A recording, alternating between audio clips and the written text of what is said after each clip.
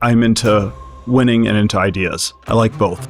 This is where you can do new things. This is where you can build new companies. How do you decide what to focus on, what to work on in our society? People tend to over-index on these sociological factors and what's popular. I would tell people to go into the place where I quibble with the name of your show is that at the extreme, optimism and pessimism are the same thing. When we started Palantir, the idea of trying to do a military-related software startup. People thought we were insane. Yeah. We had to sue the Army. All our consultants quit. Can't sue your customer. If Austin can be fixed, you'll be the one to fix it. If it can't be fixed, I'll be the one to have told you so. This is Peter trolling me. CEO and co-founder. Thiel, the founding partner of Palantir co-founder. Thiel. Peter Thiel is truly one of the great minds of Western civilization. He's been an important mentor to me, someone I've been lucky to get to learn from and partner with in business since I first came into the business world 20 years ago. He's constantly reinventing himself. He's constantly exploring and looking at the world from totally new angles.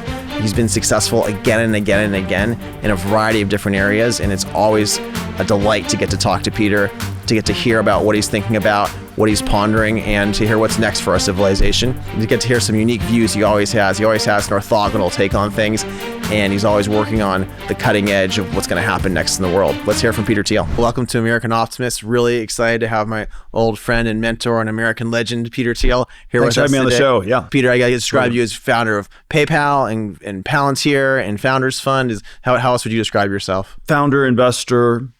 I don't know. I like figuring things out, where the world's going. I'm into winning and into ideas. I like both. Winning and ideas. I always think of you as kind of an applied philosopher, but you don't like the term philosopher.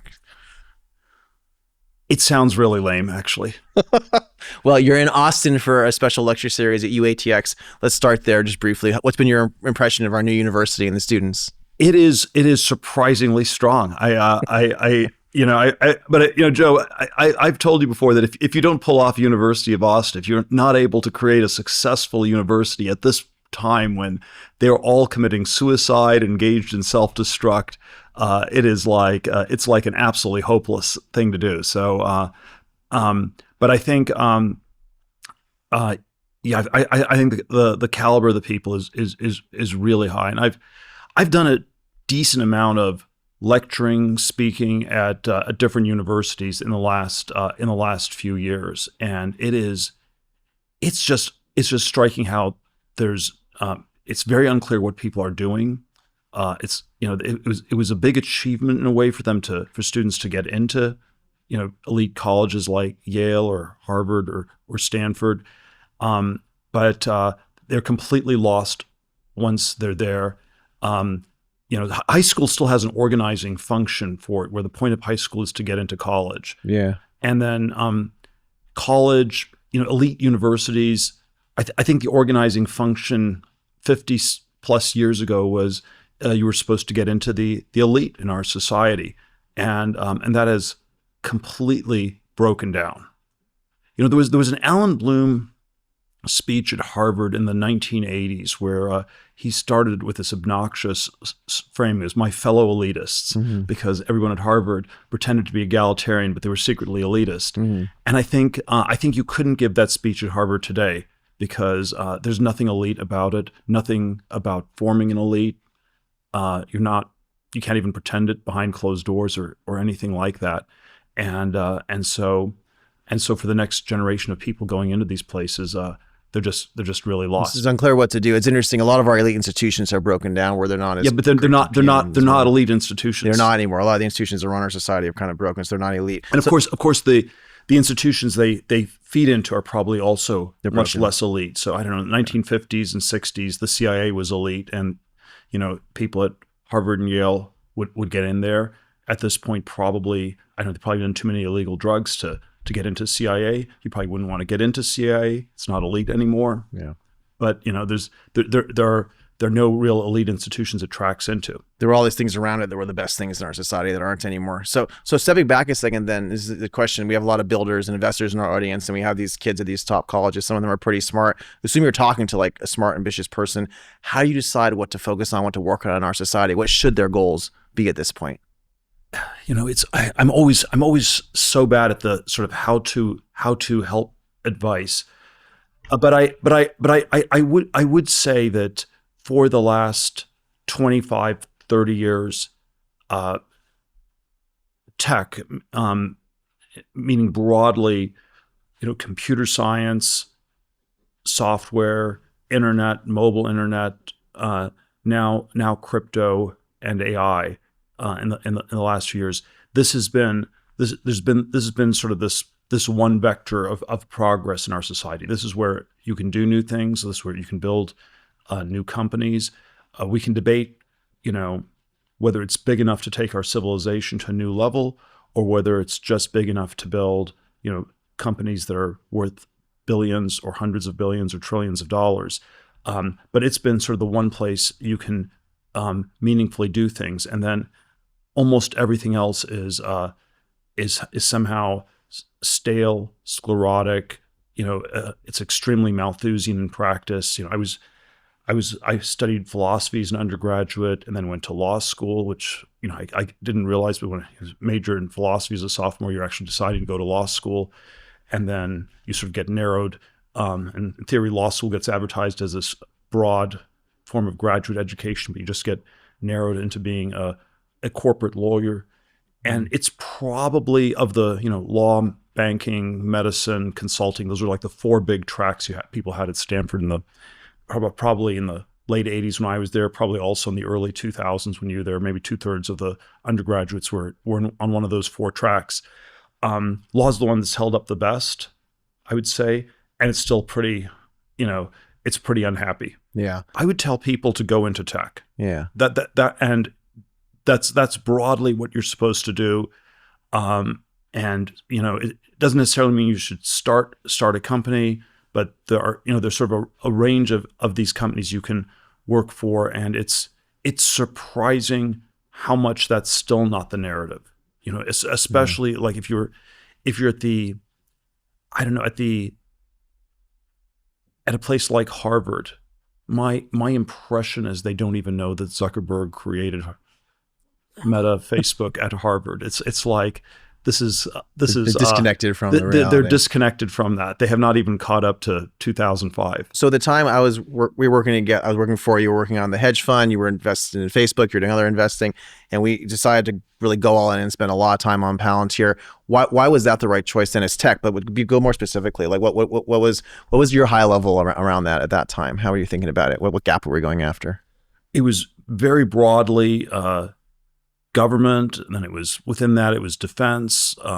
More narrowly, it was sort of the intelligence community that's sort of defense adjacent. It was a couple of years after 9/11. We were sort of starting it in 2003, 2004, and there were all these ways that I felt that we didn't, that we had these very low tech and very privacy violating solutions for the terrorism problem. It was annoying that you had to take off your shoes at every airport, which was like just not security, but it was this incredibly intrusive security theater. And then the question was, could you do something where you'd have way more security with way fewer, technology's doing more with less. And so the terrorism context was, could we have more security against terrorists with less intrusive civil liberties violations? And then there was broadly this question, was there some way to reset all these things in the government? And it was a black box, and we did not know whether places like the CIA and NSA and places like that had some super duper computer working in the background that was catching all the terrorists. We sort of suspected they didn't. And And then it took a while to figure that out. But I think our suspicions were probably correct. Yeah, we saw them doing a lot of things that made us suspect that they're actually gotten way behind Silicon Valley. And there were, there were details that, it was hard to say. I remember our first trip to Langley in 2005. We got an InQtel to invest, and you and I were there. And I think it took us about a day or two to process. But it was, at the end of the trip, it was like, do you want to buy some stuff from the CIA gift shop? And it was like, you can get a windbreaker and a CIA cap. These coins, they were kind of cool. I think they were, half of them were made in China, which was, and then, of course, there was probably some, there's some Steelman version where it was just a decoy, and there was really a lot of stuff going on in the background. But do you remember the doors all had these we had our doubts. Eye detectors on each of the door that you're supposed to scan your eye to get in, but none of them worked. So so wherever you go around, there'd be like the eye detector, but they were broken. They turned them all off, which I thought was kind of a typical. Yeah, I don't know. There were all these and so in that context, you'd think, okay, there's some very big problem that can be solved. It, in some ways, it turned out to be more difficult than one would have thought.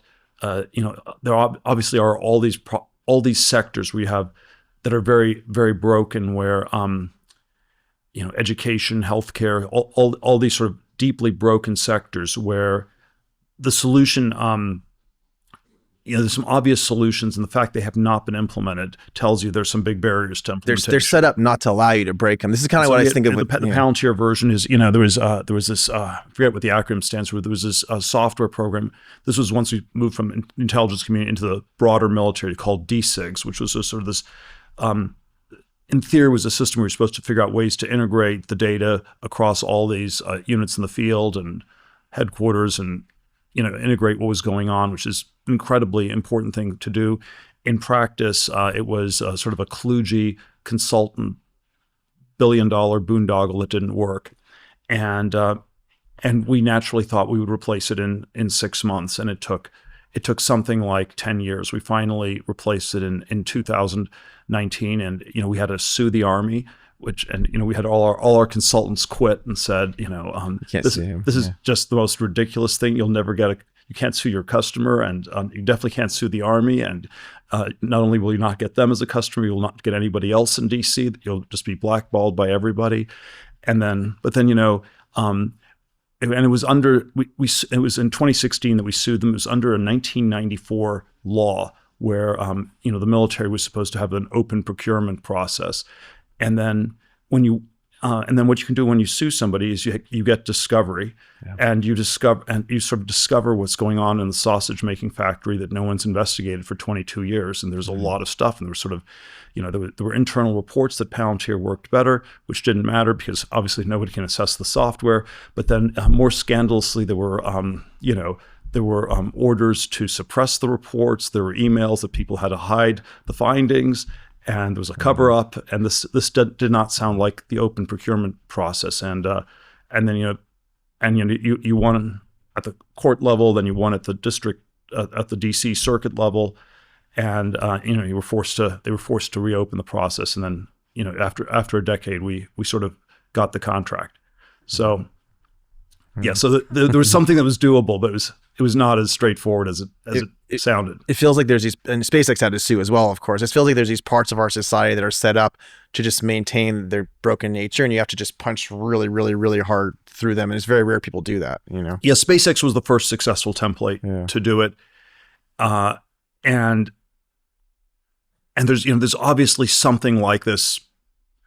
The university system seems as broken or more than the military procurement process, and then especially with the accrediting agencies and all these things where they just are designed to prevent newcomers. And it's like if you actually had a newcomer, they would just eat the field. They try to crush you. They try to crush you. It took us thousands of pages of regulation. But I think there was an Elon metaphor he told me once, and this was like I don't remember when. But it was like maybe 2010, 2011. And it was sort of like there were these 3 or 4 aerospace companies in the U.S. that were like really badly managed and badly run, and it was sort of they were these very fat cows on this grassy enclosed field. And if you ever got in there, there was just going to be a bloodbath. Oh yeah. So it was kind of It's like you're just like this. He's like metaphor. this carnivore, and there's a big fence, and you gotta climb this really big Yes, fence. but yes. Eventually, you get in there. Yes. It's gonna be. Yeah. So this is a very optimistic thing though, because both Elon and what we built together with Palantir, we're able to be great enough and persistent enough to overcome unnatural barriers and do something very optimistic and fix things. Should we also be trying to do that in healthcare and education and universities in some sense? Is it because it was almost impossible, but it turned out after like years of work that we did it. Shouldn't we also do that now in other areas? It is worth trying in a lot of areas. Look, I always think it's better to be optimistic than pessimistic. It is. It's probably not. The place where I quibble with the name of your show is that I don't think it's good to be insanely optimistic or insanely pessimistic. At the extreme, optimism and pessimism are the same thing, because if you are extremely pessimistic, there's nothing you can do. If you're extremely optimistic, there's nothing you need to do. You just need to, the singularity is near. It's the Kurzweil book title. It's a very optimistic title, and all you need to do is sit back and eat some popcorn and watch the movie of the future unfold. So both extreme optimism and extreme pessimism converge on laziness and on people not doing anything. So I think moderate optimism is the correct thing, and then I think you have to always pick your battles. The part that's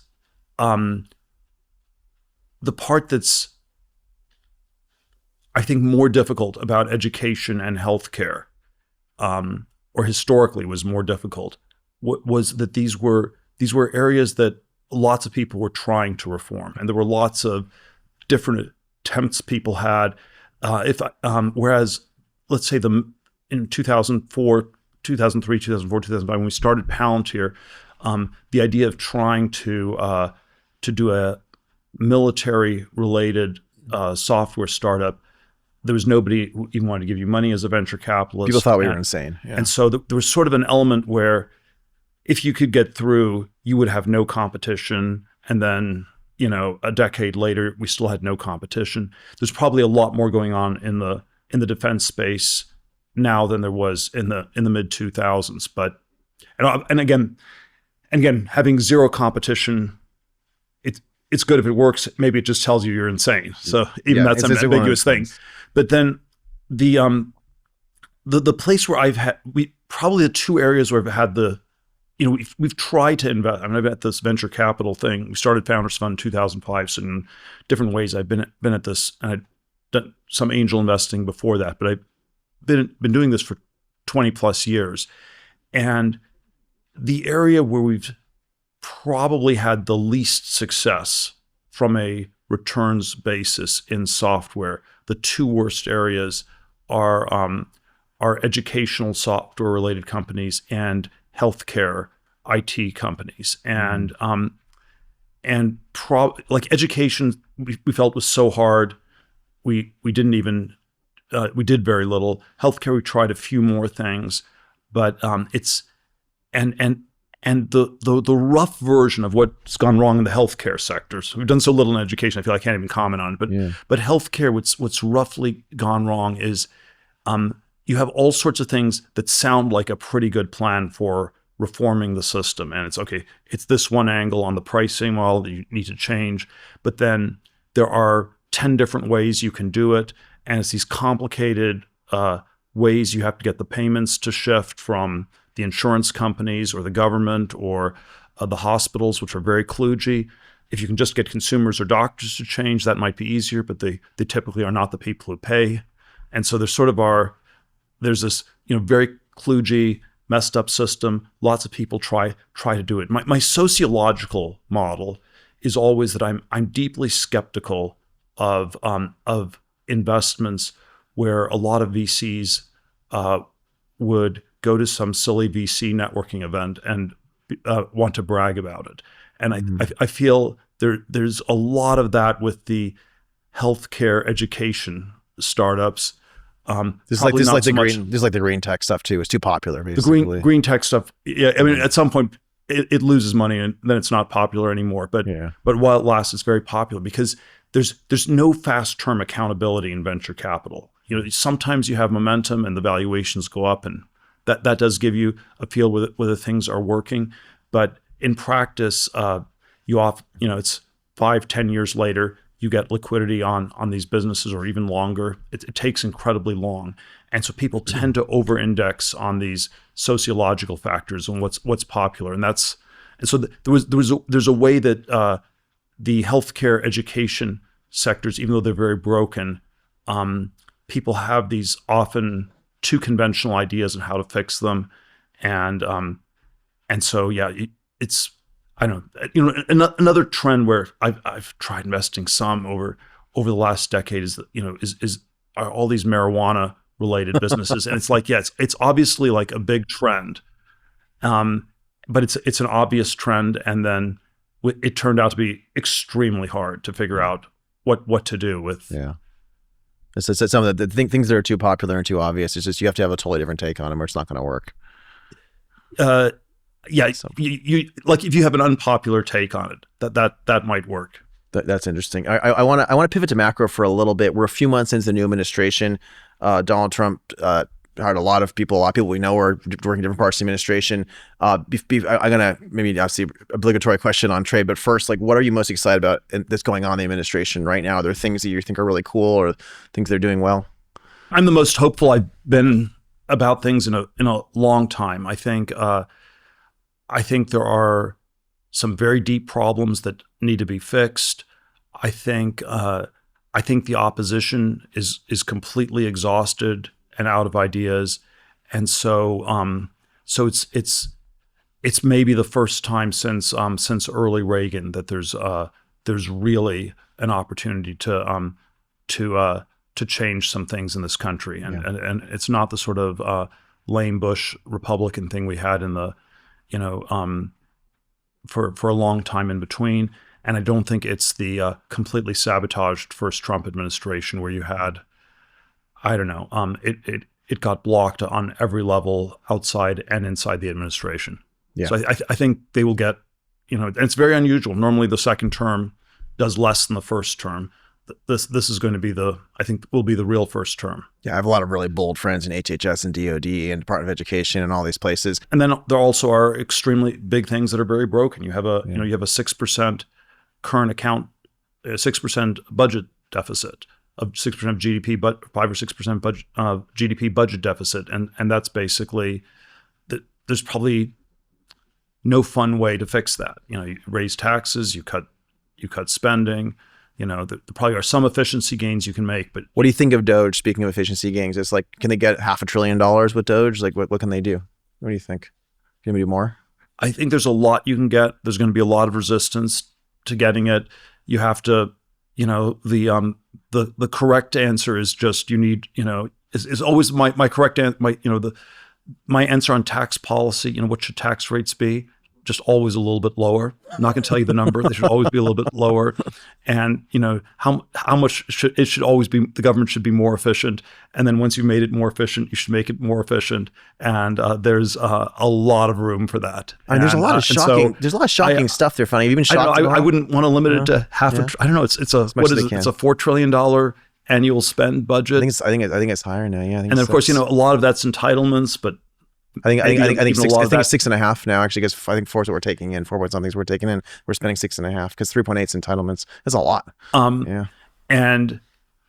But even the non-entitlement piece is incredibly off. No, and entitlements have lots of fraud too, probably. But I've been a little bit shocked. Like, I knew there was waste, but there seems like a lot of scams they're finding. I guess like a lot more scams, than I think there were scams. I think the nonprofit stuff is the NGO stuff's out of control. Is really out of control. It's sort of like, I don't know. It's sort of like virtue signaling is a sign that you're doing something evil. Yeah. And so much of this left-wing philanthropy nonprofit world, I think it was just a cover for borderline criminal activity. It's how you shield yourself. You have to put a virtue signal up while you're stealing money from everyone. Yeah. There's one of the, and there's all this stuff you'd have to really go into the weeds of how this stuff works. But the way it was explained to me, there's sort of a level 5 description, which is a line item, description of what the actual dollars are going to. And then there are ways these things get summarized. And the way they got summarized for, a lot of the political appointees was a level 4 description, where you summarize a bunch of level 5 descriptions as an alternate, in a level 4 way. And then obviously there are ways, you can have,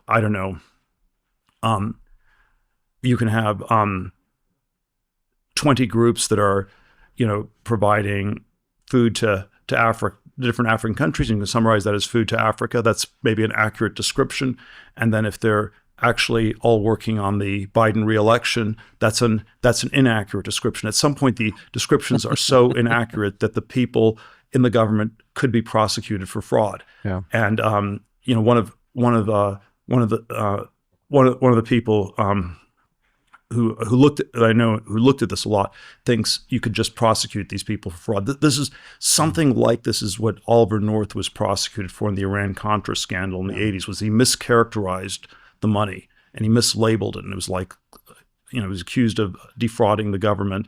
And I think you could prosecute thousands of these people criminally for the thing that they wanted to prosecute Oliver North for in the 80s. Well, I hope they do. I think a lot of people need to be punished not to do it again. Otherwise, it's going to get turned back on. I want to ask you, we've been talking about China on and off for over 20 years and their imbalances. I think this week, the president declared trade war on them effectively with 125% tariffs as of now. It'll probably change in the next few days because these things keep changing. So, but it's like what do you think of the trade and tariff policy? What's going to happen? Bond yields sold off more than I expected. Yields went higher than I expected so far. Like what's going on? Well, I'm hesitant to comment since obviously it's a very, very fluid situation, but something like the sort of reset they're talking about now seems where we're going, where you need a very drastic reset with China. In theory, you need a reset with other people, but what we really need to get them to do is also reset things with China. I think the rough numbers are that about a quarter of the U.S. trade deficit is bilaterally with China, but another quarter is indirectly with China. So China is sort of half the problem, and so it's selling components that then get reassembled elsewhere. And then China is the geopolitical rival. So there's a way in which if people in Mercedes in Germany are selling cars to the U.S., we might want to have those pretty well-paying jobs in the U.S. and not in Germany. And there are all kinds of sort of mercantilist policies that at the margins Germany engages in. But it's probably not going to repurpose the Mercedes factory to build tanks to invade the U.S. or something like this. Yeah. Whereas this this sort of dual use problem is the problem with China. And so there are ways the economic relationship with China is fairly efficient. If people working for $1.50 an hour in a Foxconn factory, we don't really want to get those jobs in Wisconsin. But it is this geopolitical rivalry where that's in the background, where that you have to somehow factor in that the economists never are able to factor in properly with China. And so I think, I don't know, I'm not sure I would call this the optimistic plan, but the reset in trade that seems desirable to me would be that we radically change the relationship with China, and we sort of induce a lot of other countries to radically change their relationship with China, and that's how we, and maybe that's how we build a stronger Western alliance of the free world. Yeah. There's going to be some interesting negotiations in the next few months. Do you think that we could bring, maybe using AI, some more advanced manufacturing here that was in China? Is that a real thing the next decade, to do a bunch more of it here thanks to our more efficiencies and productivity? There's probably always a decent amount of things like that. You have to always be extremely granular on how expensive the robots are, how expensive the equipment is, because in some sense, manufacturing has been getting steadily more automated for 250 years. And you've had the machines that make the machines that make the machines are getting sort of smarter and more complicated. And there are ways in which AI is a quantum leap. There's a way in which it's just, a natural continuation of this, 2 century long process. I think, but yeah, I think there are some parts that can be moved to the U.S. With AI. Maybe also if you change some of the environmental rules and some of the other anti-industrial policies we have in the U.S. But then if parts of this are moved to other emerging market countries, Vietnam it's a communist country. It has bad mercantilist policies, but it's not planning to take over the world. Yeah. And so at the margins, if we can move things from China to Vietnam, that's a big win. I want to ask you about a theory I have that's based on how you see things. So one of the things you've been talking a lot about lately is how our culture, I want to put words in your mouth, but things are broken to such an extent that we're not advancing as quickly as we were in the Industrial Revolution, right? Something's wrong with our culture. Something's wrong with science. It's not advancing. Yeah, I would say, yeah. It's generally been stagnant in the world of atoms, not the world of bits, for something like 50 years. And then why it's happened is overdetermined, but there are cultural factors. Maybe we just ran out of ideas, which is a very pessimistic version. Maybe there's something wrong in our culture. Maybe we're too risk averse. Maybe we're scared about how apocalyptic some of the science and tech are. But for a range of different reasons, it's slowed down since the 1970s. Mm-hmm. And I tend to think of things, and I'm not sure if this is how you see it, but I take some of maybe your interest in Girard and mimetic theory, and I say people tend to all think of things the same way, even when it's incorrect, because it's natural to be mimetic and to think of things the wrong way together. That's kind of why cultures move in the wrong way. And so I tend to see that there's a lot of opportunities right now, thanks to the fact that you do have this kind of broken cultural situation where people are thinking of it wrong. So for example, I'm particularly bullish, I know it's random, but on Elon's Boring Company. I'm excited. I was working on it with some of the guys yesterday on tunnels, because I think it's just obvious we could create trillions of dollars of value by building tunnels and getting rid of traffic around our cities. And the reason that opportunity exists is because of this thing that's really broken, because it's an obvious thing, but just it's so broken that no one's doing it. Are there things like that where there's opportunities tied to the fact that things are broken? And do you see it that way? Well, those anything that fits that pattern is a great opportunity. Yeah. So if it's if you have some, it's always, if it's broken, not because of the science or tech. So it doesn't require a miraculous, you don't have to have a dozen miracles in terms of tech breakthroughs. Yeah. You have to just do something in this, in this non-mafia controlled drilling way or whatever, where, I think so many of the tunneling is this super corrupt, contracting, it's mafia adjacent, sort of super corrupt labor union adjacent. And so, I don't know, it costs, what it costs to build a subway in Manhattan. It's like $1 billion a mile. Billions, yeah. So billion miles. 10 times, I think it's 10 times as much as Paris or something like that, which we don't think of exactly capitalist efficiency. It's insane. So, and Elon's a tenth the cost of Paris, right? So it's like a 100x multiple. It's crazy. But but then the place where I always think it's non-trivial is there's some non-tech reason we're not even at the Paris level. Yep. So, but if you could push through, then you could do something big. You could do something big even if you could get to the Paris level, and so you have to think really hard about what that political blocker is and how to overcome that. And so there's all these things that are dysfunctional and broken and not working. And if things right now, I think you're more optimistic than you have been. You said should we be trying to use our voice and fix things more? I know a lot of friends who've just decided to exit, right? And a lot of friends are in Singapore and Switzerland. They gave up. They think it's going to be too hard to fix it. I feel like you're in between this, where you've done a lot of things to fight for our society and to fix a lot of things, but then you're skeptical. You should be pushing too hard in a bunch of areas. How do you think about that trade-off with voice and exit on these things?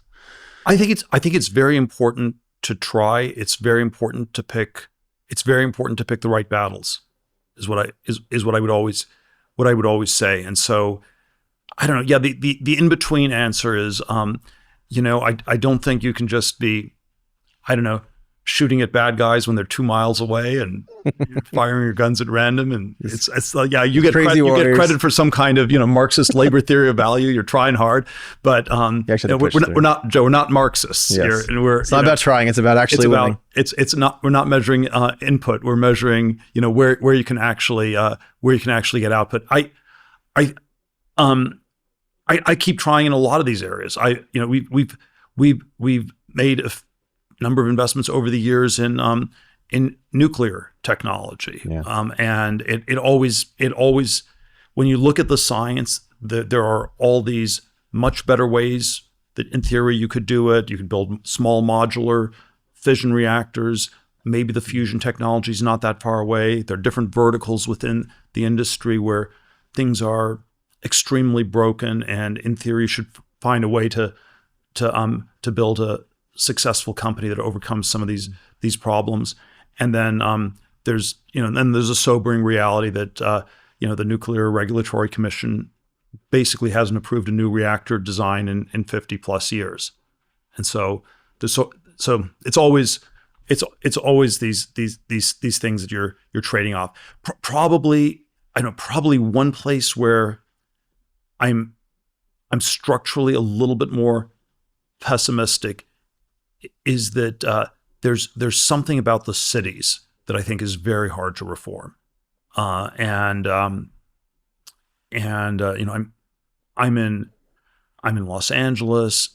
We just had these catastrophic fires, and what's I think just depressing about it is that there are half a dozen reasons we can give for the fires. It can be the California Coastal Commission that didn't allow people to build modern houses that were fireproof. It can be the fire department that didn't have, where there was no water in the reservoir. It can be the 3 Kristen women running the fire department who maybe will be now replaced by 3 Karen women or something like this. Or it can be the homeless people with blowtorches running around, or or it can be the mayor who is out to lunch in Africa or whatever. And somehow the pessimistic thing is that maybe the mayor gets turned into scapegoat and gets doesn't get reelected or something like this. But that's about the limit. And then this just looks like a structurally hard to reform thing. It's very hard to fix LA, but then this is where I would be deeply skeptical even of a place like Austin, Texas. It's a government town. It's a bad university college town. It is a good university. University of Texas, not University of Austin. We're doing well, but even UT has some great students too. It's not too bad. The whole structure. The professors are going to be more progressive. They're going to break the politics. The economic structure. But there is an answer here. There is an answer here, right? So what's fascinating is in the Texas Constitution, cities only exist at the behest of the state. And so if you actually got the city to be if it became a little more broken, and you get the legislators and the governor to step up, you can create a capital district and you actually run it like in a competent way. So I think at the very first governor to actually fix a blue city will be like a hero, and then you'll do it in a bunch of other red states. So I think it's possible, right? Am I just totally naive here? You've had 20 years of Republican governors. Why have they not pushed for this in Texas? You've had a bunch of Bush Republicans, as you would call them, and I like Greg Abbott. I think he's a good guy, but there's just not like the energy to like go in and be like, we are just gonna fight this and fix it, and it's unacceptable, and we're getting rid of this nonsense. There has not been that energy yet in the party. So like if I, for example, were to take over in 10 years and do that, I would just fix the city. I say this is unacceptable. It's broken. Here's what we're gonna do instead. Like the fact there's more people dying from not having enough police. The fact it's just insane. We just gotta fix it. That's what I would do. Okay. Anyway, this is where I would push back. Where just walking around Austin the last few days, it seems like there are a lot of homeless people. Right now, the progressives are in charge. Yeah, that's in the city. You're right. It's a problem. And then somehow it doesn't bother. It doesn't bother the Republican governor because Republicans, they don't have to live in Austin. They live elsewhere, and maybe I think it bothers him. And they've talked about making a capital district. I think they need. There's a lot they're trying to do well right now. It's not a top 10 issue. Yeah, it's not yet, and I think it should be. So just going back to the question, then, like, so we talk a lot about. So yes, there's some point where it's the right battle to pick, but you can't do all of them, obviously. You can't. I don't know. This is probably not the best analogy, but it's if you go surfing, you want to paddle just in front of a wave, and but the wave has to be there. Yeah. And if you're paddling like crazy on a still day where there are no waves, It doesn't work. Yeah, so we live in these complex systems, and like a lot of people, they basically are maybe too pessimistic or too optimistic, like you said. They just think the system's going to happen no matter what. I guess for the great man theory of history, you say it's not just that a great man comes and does something. You have to understand the system. You have to understand what's possible. But you do believe people can then make a big difference if you understand it well enough. Yeah, you have to. There's probably some sense of timing. There's some point where these things can break through. If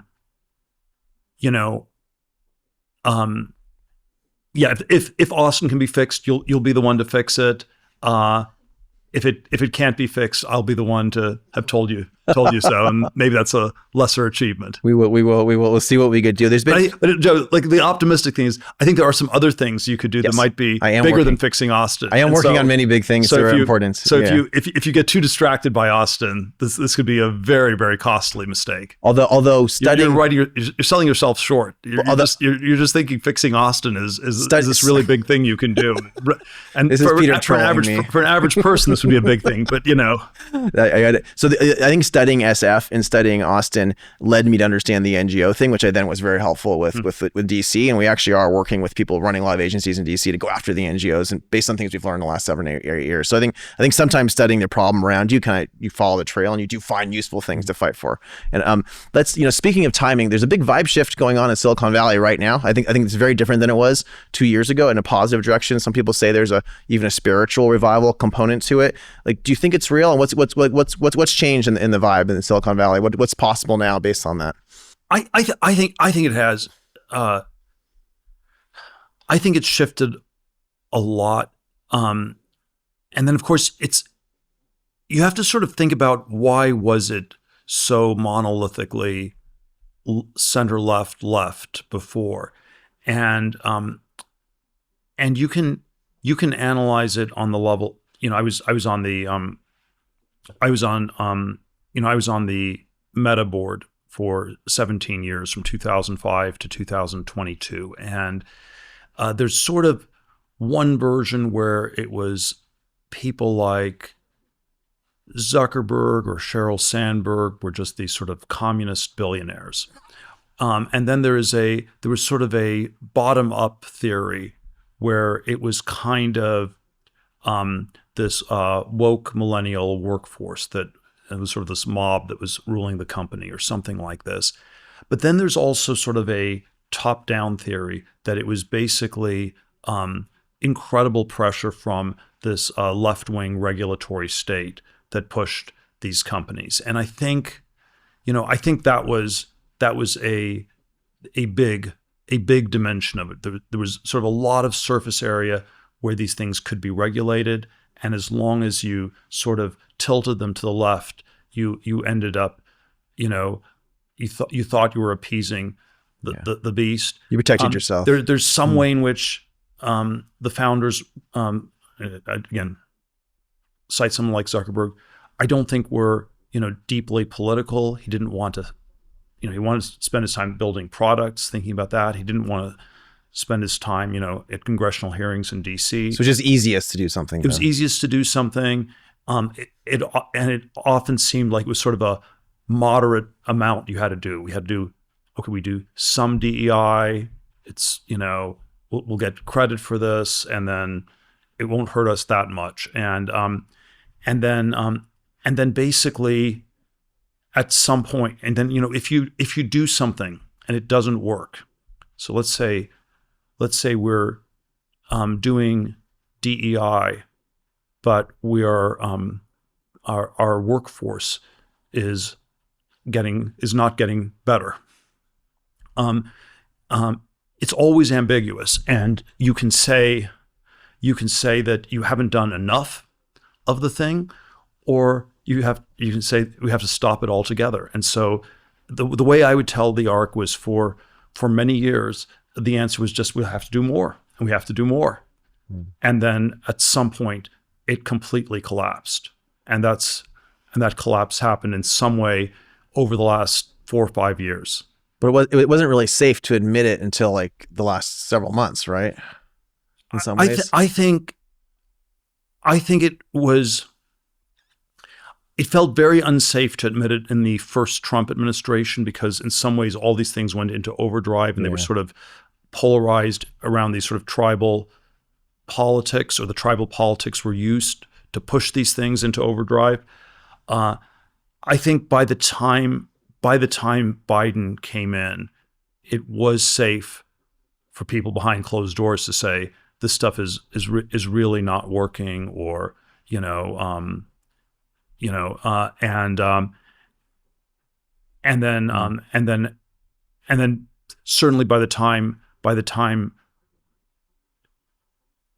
Trump came back, it was even if people did not support President Trump in 2024, didn't support him publicly, there was a incredible felt sense among all the top CEOs I know in Silicon Valley that there's all the stuff you can't talk about.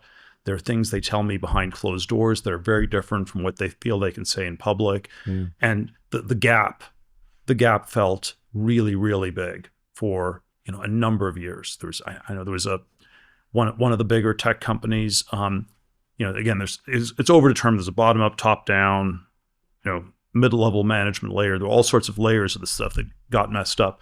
But their version was, you had the most woke workforce in San Francisco. And so it was just, they were going to move a certain percentage of their people out of San Francisco every year. And that was the plan. And then, it was not what they could talk about. So there was sort of a conversation they'd have with me and, not inside the company.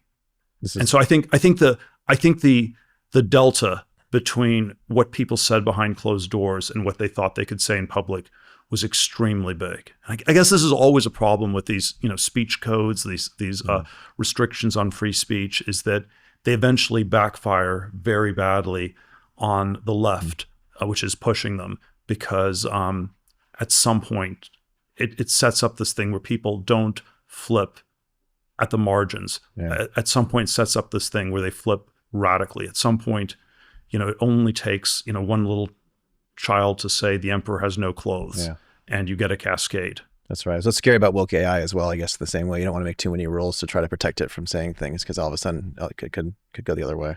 It's interesting. But there's other reasons you want to do that too.